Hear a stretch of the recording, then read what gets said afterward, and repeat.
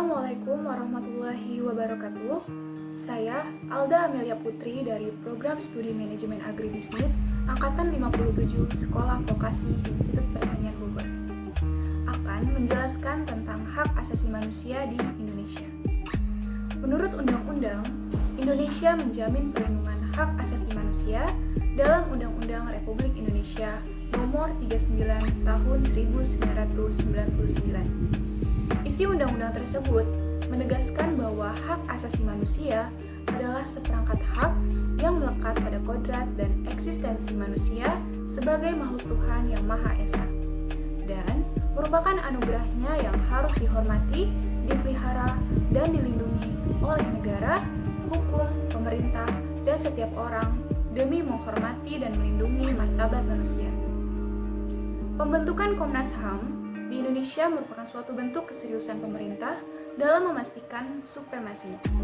Komnas HAM hadir untuk menegakkan perlindungan hak asasi manusia di Indonesia. Di sisi lain, Indonesia juga terpilih menjadi anggota Dewan HAM PBB periode 2020 sampai 2022. Situasi ini seharusnya semakin memperkuat penegakan HAM di Indonesia. Namun, jika kita tarik ke belakang dan melihat tentang sejarah yang ada di Indonesia, perjuangan untuk menegakkan HAM di Indonesia telah dilakukan sejak sidang BPUPKI hingga sekarang. Pemerintah Indonesia telah berupaya menegakkan HAM dengan membuat undang-undang, membentuk komisi nasional, membentuk pengadilan HAM, memasukkan dalam kurikulum pelajaran, dan sebagainya. Hukum tentang HAM ini dibuat karena banyaknya kasus pelanggaran HAM pada tahun 1965 hingga 1998.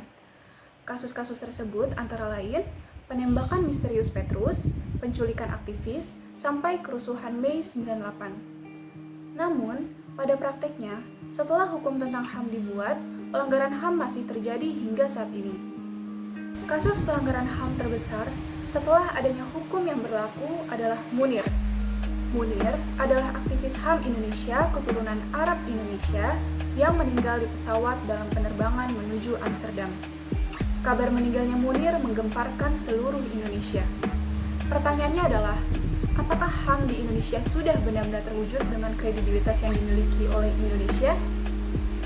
Menengok catatan sejarah bangsa ini, banyak sekali kasus-kasus pelanggaran HAM yang sampai sekarang masih belum bisa diungkap. Bahkan, banyak di antara kasus-kasus tersebut adalah kasus pelanggaran HAM berat.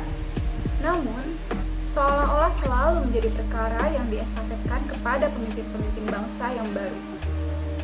Pada tahun 2019 saja, tercatat setidaknya ada 12 kasus pelanggaran HAM berat yang belum selesai, yakni peristiwa 1965, penembakan misterius Petrus, peristiwa Trisakti, Semanggi I dan Semanggi II, penculikan dan penghilangan orang secara paksa, peristiwa Talangsari, peristiwa Simpang KKA, peristiwa Rumah Gedong tahun 1998, peristiwa Dukun Santet, Ninja dan Orang Gila Banyuwangi tahun 1998. Masyarakat tentunya bisa menilai sendiri bagaimana upaya pengusutan peristiwa Trisakti Semanggi, peristiwa kerusuhan yang terjadi pada bulan Mei 98, peristiwa penghilangan orang secara paksa, serta kasus-kasus besar lainnya. Ketidakjelasan mengenai alasan dan latar belakang terjadinya masalah tersebut seakan menghantui masyarakat dan pemerintah jika terus saja dibiarkan dan tidak adanya keseriusan dan ketegasan yang dimiliki oleh pemerintah serta aparat hukum dalam menegakkan dan menyelesaikannya.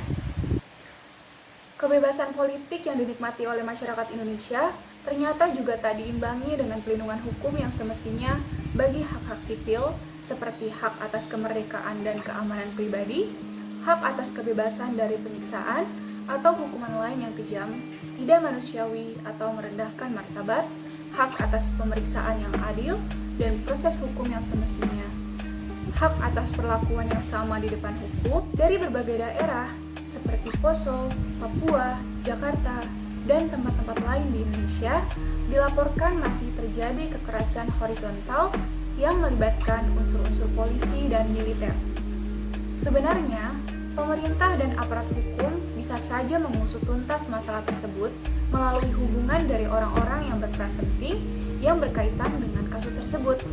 Entah karena ada dalang yang mengatur dan menggerakkan pemerintah untuk menutupi kasus tersebut, atau memang pemerintah yang enggan untuk menyusutnya. Tidak ada yang tahu.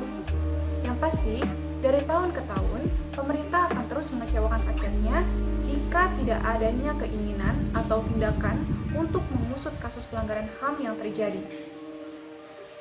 Hal yang memprihatinkan seringkali dalam peristiwa kekerasan horizontal, aparat keamanan seolah-olah tidak berdaya melindungi kelompok-kelompok yang menjadi sasaran kekerasan tersebut.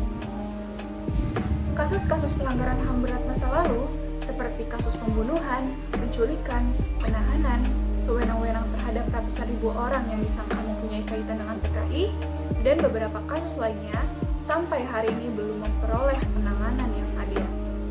Apakah pemerintah hanya diam saja? Ternyata, pemerintah sudah berusaha mencari solusi untuk menangani kasus-kasus tersebut. Seperti halnya yang dilakukan oleh Wakil Presiden Republik Indonesia, Ma'ruf Amin, yang menyebutkan bahwa pemerintah tetap memegang komitmen untuk terus berupaya mencari solusi yang terbaik melalui kajian-kajian oleh berbagai instansi yang berkompeten. Bukan hanya itu saja, Presiden Republik Indonesia, Joko Widodo, selalu memberi pernyataan bahwa Indonesia akan mempercepat penyelesaian kasus-kasus HAM masa lalu serta meningkatkan perlindungan HAM agar kejadian yang sama tidak terulang kembali. Salah satunya adalah ketika berbicara dalam sidang tahunan Dewan Perwakilan Rakyat dan Dewan Perwakilan Daerah tahun 2018 silam. Komnas HAM pun telah mengusulkan adanya peraturan pemerintah pengganti undang-undang atau Perpu tentang HAM dan pembentukan Komisi Kebenaran Rekonsiliasi. Akan tetapi, melihat fakta yang ada, rasanya penuntasan kasus HAM masa lalu sangat sulit sampai masyarakat turun tangan dalam mengusut kasus tersebut.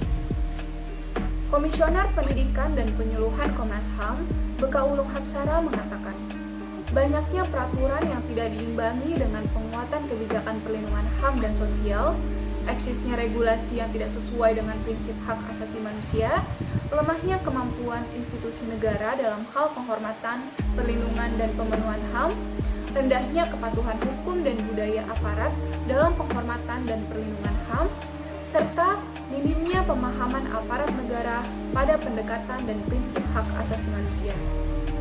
Menurutnya, hal tersebutlah yang menjadi pendorong masalah pelanggaran hak asasi manusia di Indonesia.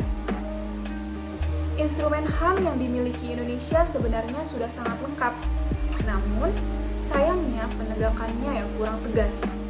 Peran masyarakat yang masih sering mengintimidasi satu sama lain membuat penegakan HAM di Indonesia menjadi sebuah hal yang dianggap enteng. Kemudian, ketidaktegasan aparat hukum dan keburukan mereka yang dimana beberapa masih mudah disuap oleh para pejabat atau orang yang berkuasa dan beruang merupakan salah satu bentuk kebobrokan dalam penegakan HAM di Indonesia.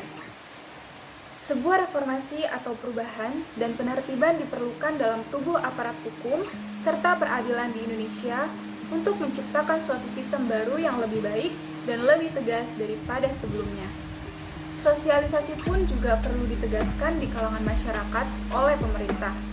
Dengan sosialisasi akan membentuk stigma yang baik dan memperbaiki pola pikir masyarakat yang masih menganggap enteng masalah HAM dan hukum yang ada. Namun, itu semua tidak menjadikan bahwa pemerintah tidak bersalah atas semua kejadian yang terjadi. Hak asasi manusia merupakan tanggung jawab setiap manusia, tidak berdasarkan jabatan, pangkat, atau kekayaan yang dimilikinya. Sudah seharusnya kita sebagai makhluk sosial yang memiliki hati dan nurani untuk bisa saling menjaga dan melindungi satu sama lain, dan bukan saling menjatuhkan atau menghancurkan. Semua manusia memiliki hak untuk hidup, dan semua manusia memiliki hak untuk bisa menikmati kehidupannya masing-masing. Sekian dari saya, terima kasih. Wassalamualaikum warahmatullahi wabarakatuh.